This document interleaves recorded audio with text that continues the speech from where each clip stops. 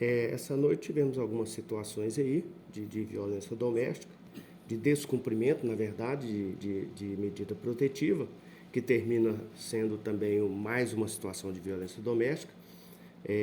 Mas o diferencial é que a gente frisa o descumprimento, porque é uma situação mais grave, uma vez que já houve uma situação anterior. O suspeito não foi capturado, mas nós estaremos abrindo um inquérito policial e assim que concluir encaminharemos ao judiciário e o judiciário aí vai analisar os autos e verificar se aplica uma medida mais grave ou não. Vai ficar a cargo aí do Poder Judiciário.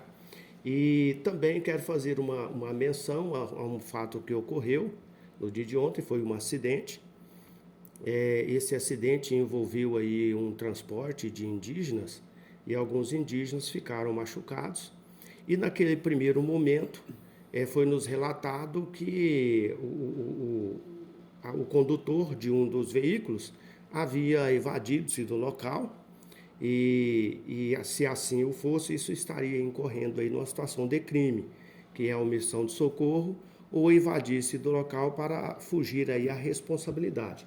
Mas na evolução das investigações, nós no dia de ontem ouvimos o motorista, ele se apresentou aqui com o advogado, ouvimos também uma testemunha, pessoas que estavam passando ali, pessoas também que se envolveram no acidente.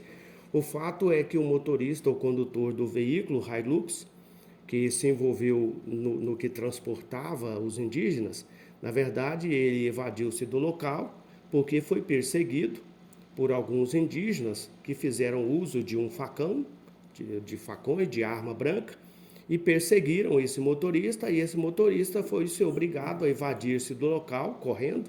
Ele até fez questão de registrar a ameaça, porque temeu pela sua vida, e todos nós sabemos que nessa situação, provavelmente os índios o teriam matado, se o tivessem alcançado, devido ali a situação emocional do momento.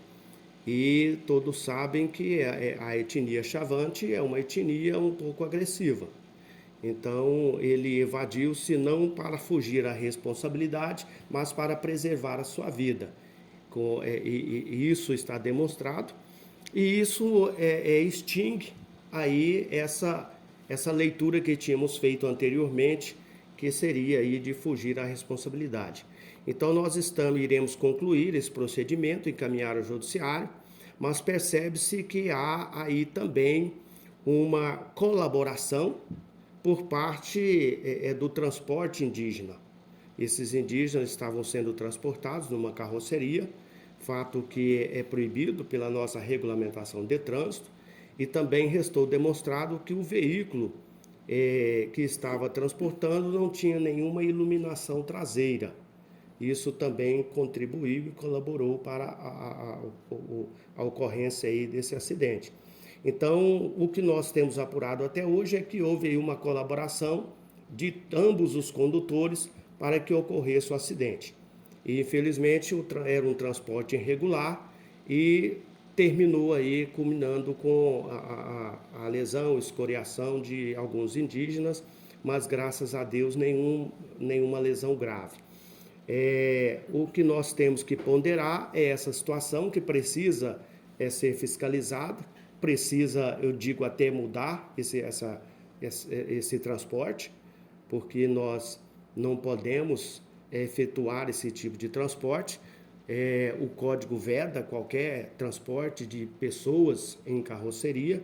Existe uma regulamentação própria para transporte de pessoas, de seres humanos, e isso nos demonstra que é perigoso e no momento qualquer isso vai evoluir para uma situação de morte.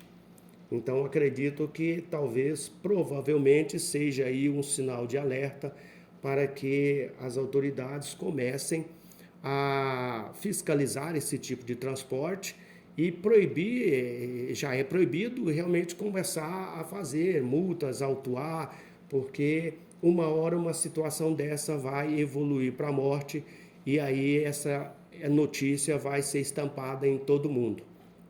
Então, uma situação que o poder público precisa dar uma atenção. Eu sei que os indígenas precisam de transporte, mas esse transporte tem que ser um transporte digno, tem que ser um transporte que dê segurança e preserve vidas. Então, nós estamos terminando de concluir esse procedimento, vamos encaminhar ao judiciário e aguardar aí que o Estado, os órgãos de fiscalização comecem a voltar os olhos para esse tipo de transporte que é irregular.